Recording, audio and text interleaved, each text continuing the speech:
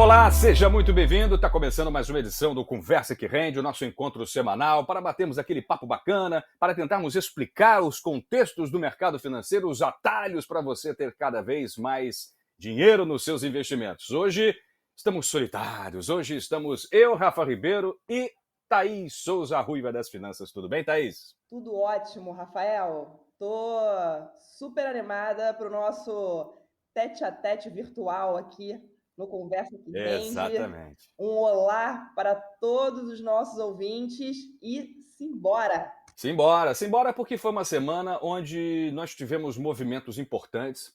A gente teve uma bolsa brasileira menos influenciada pelos acontecimentos locais e muito mais suscetível aos acontecimentos internacionais.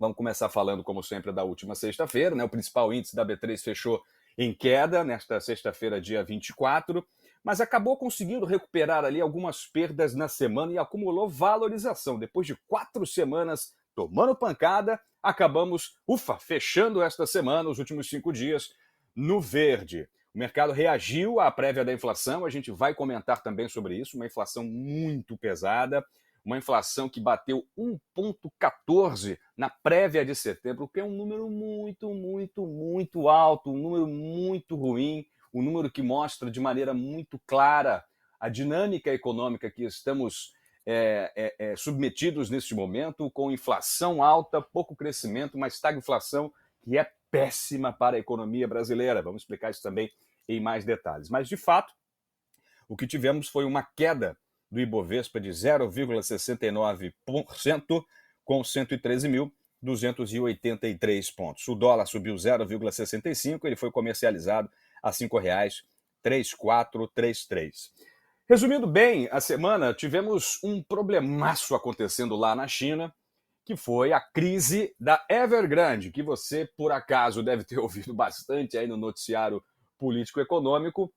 A incorporadora chinesa, ela estava com uma possibilidade que, no jargão do mercado financeiro, a gente fala a possibilidade de default. O que seria o default? Default seria o popular calote. Pois é, eles têm uma dívida líquida que supera os 350 bilhões na praça e com vencimentos muito curtos, né? Ou seja, você tem uma grana para pagar e não tem prazo mais. Você precisa entregar aquele dinheiro que você tomou emprestado. E a empresa, nos seus balanços, verificou-se que não tinha esse dinheiro, né? E isso gerou um ruído muito grande no mundo afora. Por quê? Porque grandes bancos mundiais, grandes fundos de investimento, fundos de pensão, emprestaram dinheiro para essa empresa, né? Eles fizeram parte dessa emissão de títulos. O que é uma emissão de títulos? É quando uma empresa vai ao mercado e fala: olha, estou precisando de dinheiro, eu te pago tanto mais uma taxa de juros, tanto mais uma taxa de inflação. E foi isso que a Evergrande, assim como todas as empresas do mercado de capitais fazem, eles emitiram debêntures, né? Eles emitiram títulos de dívida. Então, as pessoas que, aspas, compraram aquela dívida, ou seja, que emprestaram dinheiro para a empresa, precisavam receber num curto prazo. E a empresa não demonstrava ter dinheiro para receber. E se isso de fato viesse a acontecer, seria a derrocada, a falência da companhia. Muito se especulou da entrada do governo chinês, né, nessa equação, porém o governo chinês, nos últimos meses, acabou, digamos assim, apertando as regulamentações para essa emissão de debêntures, né? Ele ficou cada vez mais rigoroso no que a empresa deveria emitir para que conseguisse captar esse dinheiro do mercado. O governo chinês, que tinha uma postura muito mais aberta, passou a ser muito mais rigoroso com essa política. Isso fez com que o preço das ações caíssem, empresas como também a Evergrande tivessem o seu valor diminuído. E com isso, a gente teve uma tensão muito grande nos mercados, que estão todos conectados, né? A gente tem, logicamente, a nossa bolsa brasileira aqui, pequititinha, com volume pequeno de 25 bilhões, mas a gente tem bolsas mundiais gigantescas que movimentam somas obscenas de dólares todos os dias. O mercado Forex, por exemplo, que eu tenho bastante contato, o mercado de moedas, o mercado Foreign Exchange, é o maior mercado do mundo, ele movimenta 5 trilhões de dólares por dia. Imagina que a bolsa brasileira, num bom mês, movimenta no máximo 30, né? Ou seja, é uma diferença muito grande. E, repetindo, muitas empresas, grandes bancos mundiais, emprestaram dinheiro para essa empresa. E o risco de default, o risco do calote, levou um pânico aos investidores, ao mercado, porque lembrou-se da crise de 2008, que foi a chamada crise do subprime, a crise do Lehman Brothers, né? Aquele banco americano que, numa situação semelhante, tinha dívidas de curto prazo a serem quitadas em poucos dias, não quitou as dívidas na última sexta-feira, no dia 14, quando no dia 17 o mercado abriu na segunda-feira, e aí é história. Tudo caiu, grandes bancos simplesmente quebraram, como a resseguradora AIG, que é britânica, mas era controladora de grandes bancos nos Estados Unidos. Foi um colapso financeiro imenso, as bolsas desabaram, criou-se um pânico imenso, os investidores sacaram os dinheiros, sacaram os investimentos, e aí uma crise de proporções gigantescas acabou assumindo o papel. Mas isso foi lá em 2008. E esse temor voltou agora em 2021. Porém, tivemos digamos assim, uma solução um pouco mais caseira para isso. A solução que aparentou ser resolvida na última quinta-feira, que era quando venciam alguns títulos, né, que foram emitidos pela Evergrande, eles foram honrados, o que levou um pouco mais de otimismo ao mercado, né? Mas tivemos nessa sexta-feira esse risco voltando, porque o governo chinês ele não disse claramente qual vai ser a sua postura, né? A incorporadora deixou os investidores na dúvida se eles vão receber os juros ainda, e a companhia, que tem lá essas dívidas perto de 350 bilhões, ainda não tem uma solução posta. Isso fez com que a bolsa caísse durante boa parte da semana, mas essas boas notícias fez com que os investidores tivessem a confiança retomada e a bolsa acabou subindo 1,8% na semana. Thaís, é muito complicado quando a gente tem esses movimentos lá fora, né? É difícil explicar para o investidor. E a gente às vezes fica suscetível, né? Você vai com carinho, analisa o balanço da empresa, verifica qual foi o dividend yield dela, se ela distribuiu dividendos nos últimos anos, como é que está a saúde financeira, olha os balanços, e aí, de repente, as ações começam a cair, você não tem nem muitos argumentos para explicar por que aquela ação está caindo. Mas, na verdade, é um problema que está acontecendo lá do outro lado do mundo. Fica complicado passar isso para o investidor, né? Com certeza, Rafael. É muito difícil. Hoje, com a globalização, né? Então, os mercados se conectam, tudo que acontece lá fora se reflete aqui, não tem jeito, principalmente, né, com os nossos dois principais parceiros econômicos, que são a China e os Estados Unidos. Então, Sem dúvida nenhuma, muito bem lembrado. exato. Inclusive, hoje, também o papel lá fora da Nike, né, que é essa grande marca de acessórios e roupas esportivas que todo mundo conhece, sofreu um impacto grande e acabou impactando aqui também as ações da representante do grupo Nike aqui, que é a SBFG3, que é o código, né, da empresa, que é o grupo SBF, que é o grupo que representa a Nike, a operação da Nike, né, aqui no Brasil, ela é representada por esse grupo e também acabou chacoalhando as ações, né? Então, para você ver que um fato isolado lá fora também reflete numa ação que é negociada aqui e que tem a ver com a operação aqui, né? Então, as notícias, os acontecimentos, eles influenciam, como você muito bem colocou, né, Rafael, no humor do cliente, do Exatamente. investidor, né? E ele fica pensando, opa, peraí, deixa eu ver, acho que não é tão bom assim investir no Brasil, não. Acho que eu prefiro colocar o meu dinheiro lá Exatamente. fora, converter aqui os meus reais em dólares e levar embora. E isso explica em boa parte por que é que quando a bolsa aqui cai, o dólar sobe, né? Então, reflete Exatamente. bem o humor do estrangeiro, do investidor estrangeiro aqui no Brasil. Isso que você falou é muito interessante, porque apesar de parecer uma coisa desconexa, né? Uma empresa que representa outra empresa, que logicamente tem lá a sua saúde financeira, os seus balanços, a sua própria governança, ela é influenciada, né? Esse problema especificamente da Nike foi um problema na cadeia de suprimentos da Nike, né? Que teve aí alguns atrasos e as ações da Nike caíram mais de 6,3%, muito interessante, mas isso acontece com várias ações. O Reino Unido, por exemplo, está com problema de desabastecimento de gasolina, que está fazendo com que os moradores e empresas corram aos postos para tentar abastecer os seus veículos. Por quê? Porque lá tem uma defasagem muito grande no número de caminhoneiros. Olha que loucura, que são os principais distribuidores de combustível. Então, a gente tem aí esses pequenos detalhes, às vezes, nas cadeias de produção e que afetam o mercado de capitais. E também o que afeta demais o mercado de capitais é a inflação. Vamos falar nela, a famigerada inflação, porque tivemos um IPCA 15, que é aquela prévia da inflação mensal, muito, mas muito mais alta do que era esperado pelo mercado. É bom a gente ficar de olho, né? O IBGE mediu o IPCA até o dia 15 de setembro, uma alta de 1,14 frente a agosto, né? Ou seja, de um mês para o outro, uma alta de 1,14. É muita coisa. O resultado veio bem acima do esperado e foi o maior para o mês desde o início do Plano Real, lá em 94, quando ficou em 1,63. Para você ter uma ideia, Thaís, o Plano Real foi implementado em julho de 94, né? Ou seja, o IPCA ainda estava sofrendo com uma certa pressão inflacionária, porque o plano que veio finalmente, né, que foi um advento maravilhoso para a economia brasileira, que veio finalmente controlar o impulso dos preços, ele ainda estava sendo implementado, né, ainda estava praticamente em período de teste, né, naqueles 90 dias de teste, e veio 1,63. Veja o tamanho da encrenca que a gente está metido, né? E aí, vamos detalhar um pouquinho como é que foi a composição desse número de 1,14.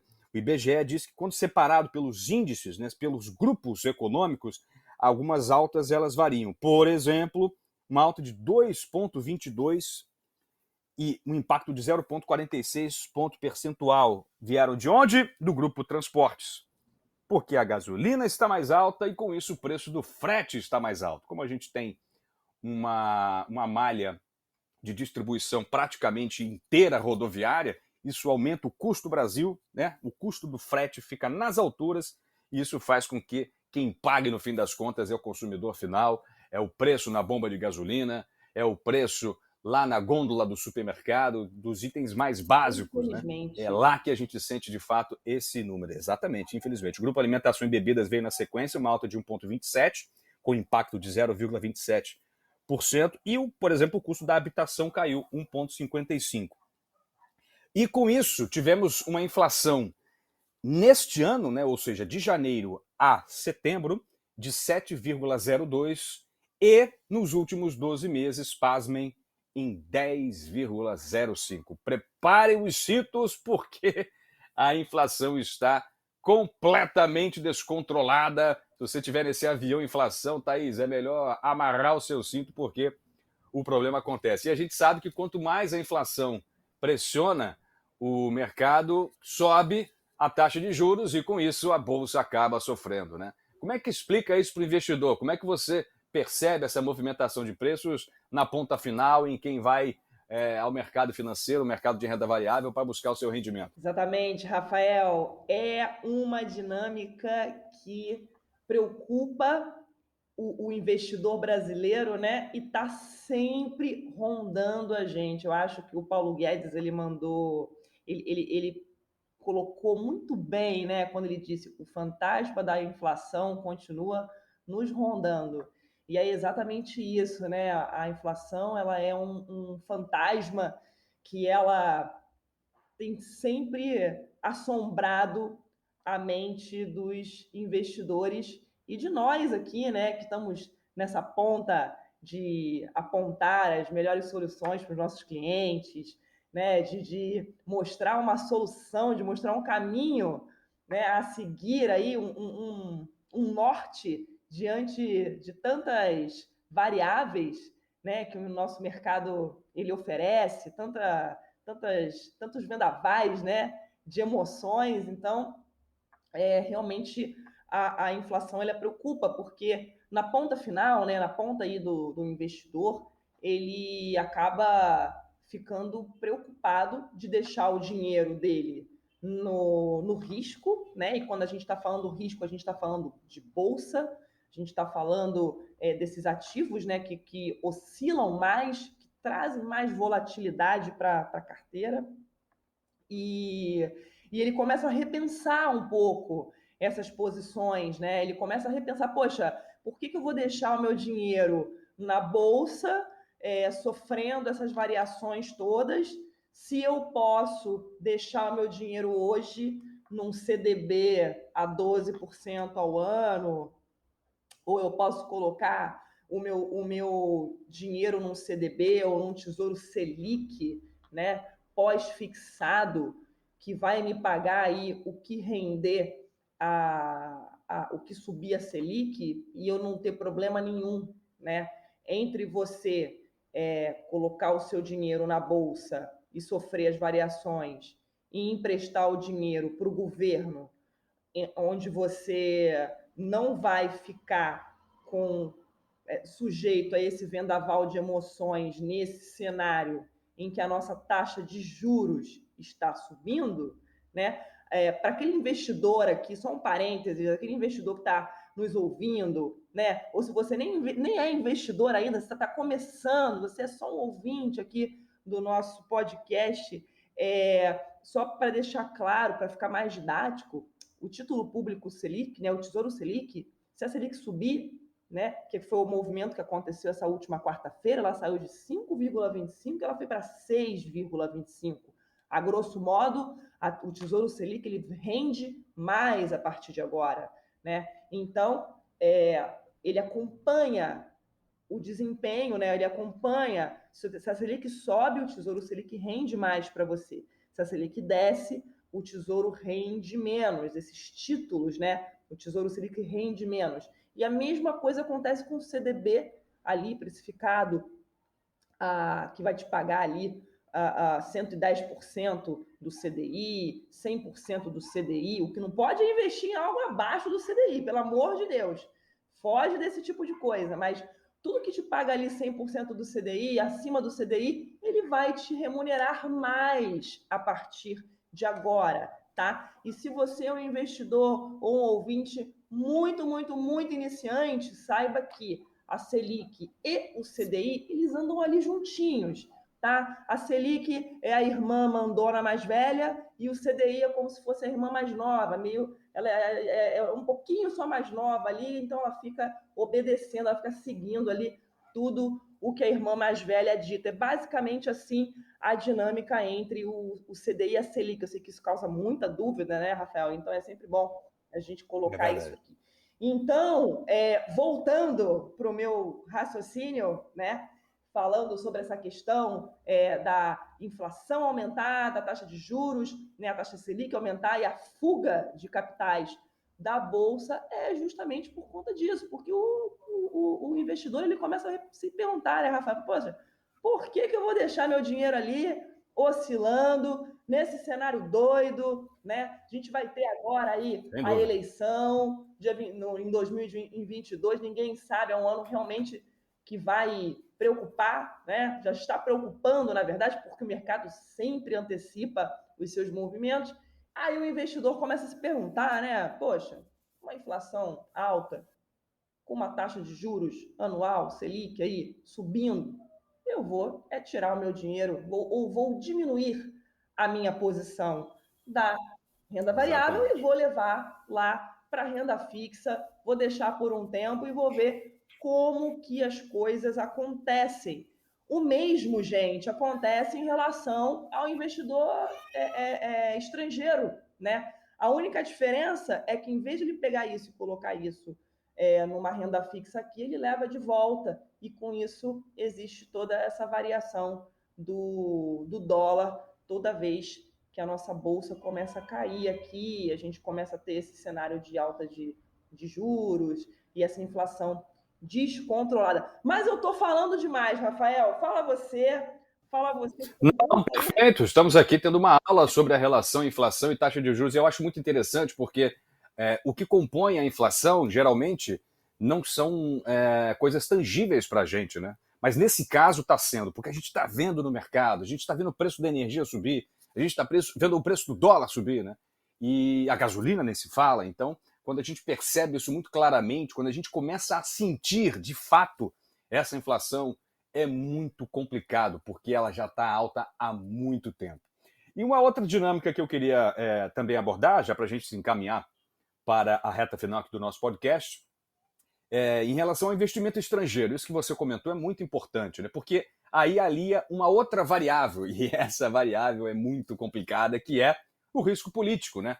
Quem é o investidor que vai olhar para o Brasil e vai investir aqui no nosso país, percebendo uma dinâmica política absolutamente atrapalhada, equivocada, descontrolada, belicosa, que é o nosso presidente. Tivemos o discurso dele na abertura da reunião dos líderes na ONU, e de fato foi uma coisa que vergonhosamente enfraquece o Brasil, né? Porque foram falas absolutamente contra a ciência, com inverdades sendo colocadas, né? A inflação está descontrolada não é por causa dos governadores, como acusou o presidente, sim por uma crise energética muito grande, por uma falta de uma atividade maior da economia, no sentido de proteger aqueles que deveriam estar mais protegidos, no caso, empresas que têm realmente a necessidade de produção em dólar, o dólar com preço descontrolado. O próprio Paulo Guedes admitiu que o dólar poderia e deveria estar rondando a casa dos 3,50, no máximo chegando talvez a 3,20, 3,05, e isso tudo faz com que os preços aumentem. E aí, quando o investidor olha para dentro, ele percebe que a bagunça é muito grande, né? E aí eu queria trazer um dado, Thaís e ouvintes, que é muito interessante.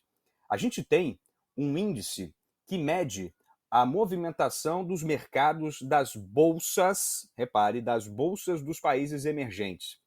E aqui não é uma bolsa de países centrais, como Estados Unidos, Reino Unido, Europa. Não, a gente está falando de bolsa dos países emergentes, ou seja, países que têm conjunturas econômicas e até políticas semelhantes à do Brasil. E só para você ter uma ideia, com essa queda de 0,69 dessa sexta-feira, o Ibovespa acumulou essa alta aí de 1,65 na semana. E olha só, o desempenho médio dos emergentes, que é medido pelo índice MSCI, Emerging Markets, o índice MSCI, ele no mês teve o seu ETF negociado em 3,11%. Ou seja, uma alta de 3,11%. Ou seja, a gente está pelo menos 100% atrás, né? Era para a gente estar perto desse 3,11, se não acima desse 3,11, e a gente está com 1,65. Ou seja, até entre os nossos pares, a gente tem uma queda maior. O dólar nem se fala, né? O dólar ele se sobrevalorizou. O índice, a bolsa dolarizada, né? Que acumula aí o índice da bolsa também em dólares, acumulou uma queda de 7,73, né? É muito alto. Por quê? Porque o Brasil sofre mais que os outros países, justamente pelo risco político, que gera um risco fiscal também muito grande, né? Com o governo lutando no Congresso para tentar passar a PEC dos precatórios, né? Que é nada mais, nada menos que um calote institucionalizado. A gente tem o governo tentando de todas as formas medidas populistas, tentando aumentar o Auxílio Brasil, criar, na verdade, um Auxílio Brasil para substituir o Bolsa Família, e não tem espaço no orçamento para isso, mas está empurrando, está enfiando goela abaixo do Congresso mais medidas que fazem com que ele aumente os seus gastos sem uma previsibilidade de receitas, né? E a lei de responsabilidade fiscal vai sendo desconstruída, né? É uma manobra retórica que vão sendo produzidos pelos membros do governo de uma maneira quase que acrobática, né? Para tentar fazer com que esses números alcancem alguma lógica, o que não acontece, né? E isso não sou eu que estou falando, basta você, ouvinte, observar aí os principais agentes financeiros olhando os balanços do governo, tentando entender de fato o que acontece com as contas públicas, que a resposta vai ser essa, né? Então, quando a gente soma isso tudo, coloca no pacote Brasil, é muito complicado. E aí é uma ciranda que ela vai se retroalimentando. O dólar aumenta, a inflação aumenta, os juros aumentam, o dinheiro vai embora. O dólar aumenta, a inflação aumenta, os juros aumentam e o dinheiro vai embora. E soma-se a isso uma crise hídrica que está no radar. O Brasil pode viver uma crise sem precedentes. Os reservatórios, que produzem praticamente 65% da energia consumida no Brasil, energia elétrica consumida no Brasil, estão com níveis alarmantes de 15%. Lá na crise que houve no apagão em 2001, os índices estavam em 20%, 22%. Nós estamos em 15%. Ou seja, as medidas profiláticas que o governo poderia ter tomado também não aconteceram. Então isso tudo faz com que esse pacote Brasil fique muito prejudicado. E isso, como eu disse, retroalimenta a fuga de dólares, como a Thaís bem explicou, que faz com que o investidor estrangeiro ele não opte por colocar o dinheiro no Brasil. E a gente olha para 2022, a gente vê uma perspectiva mais complicada, justamente por termos um ano político pela frente, um ano de eleições, onde a gente tem aí algumas prévias dando conta de uma política cada vez mais esgarçada, com os governos tendo dificuldades em conversar, em sentarem para definirem estratégias únicas. O que a gente vai ter provavelmente são ideias de políticas econômicas e políticas sociais, porque não completamente distintas dos principais candidatos que a gente vai ver. Então, quando o investidor internacional olha para isso tudo, ele observa esse pacote de uma maneira muito cética, né? Pô, eu não vou botar meu dinheiro nessa loucura que está o Brasil, né? Um presidente dizendo que era para ter dado cloroquina e assim não teríamos os problemas que a Covid causou no mundo todo, né? Então é complicado você olhar para o país dessa maneira, né? Onde você tem a questão do desmatamento na Amazônia batendo recordes históricos e quando o governo tem a possibilidade de repente, reafirmar um compromisso com a COP26, que vai ser o encontro dos grandes líderes para reafirmarem e rebalancearem os ajustes e as promessas para a redução de emissão de carbono, quando o governo tem a chance de falar para esse público, né, o que ele faz é dar dados mentirosos. Essa é a verdade de que o Brasil está aumentando a sua preservação. Exatamente. Enfim, isso tudo, na perspectiva do investidor, é muito ruim, é péssimo, eu diria. Um presidente que se recusa a se vacinar, quando o Brasil inteiro percebe a melhora dos índices de Covid, justamente porque a cobertura vacinal aumenta, quando o mundo todo está abrindo suas portas ao turismo, está abrindo a sua economia de uma maneira mais consistente, né, com números da Covid em queda, mesmo com a variante Delta aumentando o número de contágios, mas não aumentando o número de óbitos, a gente percebe que isso é por conta da vacinação. E a gente tem lá no palco da ONU um presidente dizendo que não quer se vacinar. O único líder do G20 que não se vacinou. Então o investidor pensa e imagina o quê para a economia brasileira? Então esse pacote risco político acaba afetando demais o investimento justamente aqui no Brasil. O que você acha disso, hein, Ruivan? Rafael, ouvindo você falar sobre todos esses fatos, né, eu fiquei assim, gente, eu não sei se eu vou rir ou se eu vou chorar, né? Mas não é rir de achar engraçado, é rir de nervoso. Rir de nervoso, de raiva, né? Sabe? Pois é. Sabe qual é a impressão, a sensação que eu tenho? A despeito do posicionamento político que os nossos ouvintes possam ter, mas vamos analisar os fatos, né? A impressão que eu tenho quando o nosso presidente comete essa enorme injustiça com o povo brasileiro, né? Com a nação que ele representa lá fora, num evento como a ONU, sabe? Ele tem essa postura, vamos dizer assim, desleixada, desleal e desrespeitosa com o povo brasileiro, falando da forma como ele falou, se colocando da forma como ele se colocou. A impressão que eu tenho, Rafael e queridos ouvintes, é que o nosso presidente ele não está assim preocupado em fazer uma boa impressão do Brasil. Deixar uma boa impressão, Exatamente. Né? A gente não está falando de um gaiato que foi escolhido aleatoriamente para ir lá fora e falar né? a nosso respeito. A gente está falando de um presidente que foi eleito e que, inclusive, ele pretende, né, se reeleger. E eu ouvi uma coisa essa semana que eu fiquei extremamente assustada, porque existem alguns cientistas políticos aí, Rafael, dizendo que é muito possível que o Bolsonaro ele seja reeleito em 2022, né? A gente não vai entrar aqui nessa discussão, nessa seara, até porque não compete a nós a isso, mas realmente eu, como brasileira, como cidadã, me senti envergonhada e extremamente mal representada pelo nosso presidente essa semana. A impressão que eu tenho uma outra impressão dele, eu tenho uma impressão de que, assim, todo mundo aqui sabe que o presidente, ele possui pessoas, né, que o preparam, que informam, dão informações a ele, preparam discursos e, enfim, orientam, né? Tem todo um cerimonial e algumas regras, algumas coisas que todos os presidentes em qualquer nação, ele vamos dizer assim, faz parte do trabalho dele obedecer, né, a esses ditames, enfim, ele precisa ouvir essas pessoas. Né? E a sensação que eu tenho é que o nosso presidente, quando essas pessoas vêm falar com ele desliga o telefone, fecha a porta, diz que não está, e ele vai fazer exatamente do jeito que ele quer. E o resultado é tudo isso aí que a gente está vivendo, né, nos últimos 3 meses, na verdade, desde que ele foi eleito, mas acho que esse ano é um ano que realmente está muito marcado, né, principalmente desde quando a pandemia começou, né, Rafael? Acho que escancarou a dificuldade e a incapacidade, talvez até técnica, né, de se lidar com problemas de uma maneira mais direcionada. Agora, olha que curioso, né? O presidente cumpriu 2 agendas formais e repare o nível das agendas. A primeira, com o primeiro-ministro britânico Boris Johnson, de meia hora somente, onde ele, enfim, conversou e debateu ali algumas questões pequenas até em relação à vacinação, onde o Boris Johnson sugeriu a ele a se vacinar e ele disse que ainda não tinha se vacinado, olha que vergonha. E uma outra com o presidente da Polônia. Você sabe que é o presidente da Polônia?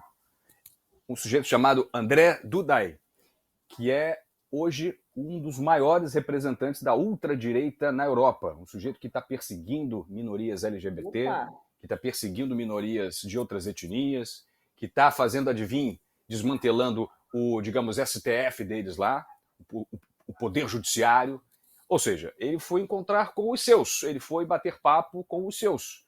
E o encontro durou somente 20 minutos, né? Ou seja, os líderes mundiais que com certeza se conversaram, se encontraram, debateram políticas, fizeram acordos comerciais, estiveram em intensa agenda. O presidente teve 2 agendas, em um total de 3 dias, que eram para ser 4 dias, mas que foi abreviado. O Brasil teve que sair antes, porque vergonhosamente foi a delegação que teve 3 casos de Covid. E outros casos se confirmaram chegando aqui ao Brasil. O ministro da Saúde, Marcelo Queiroga, o ministro da Saúde, pegou Covid.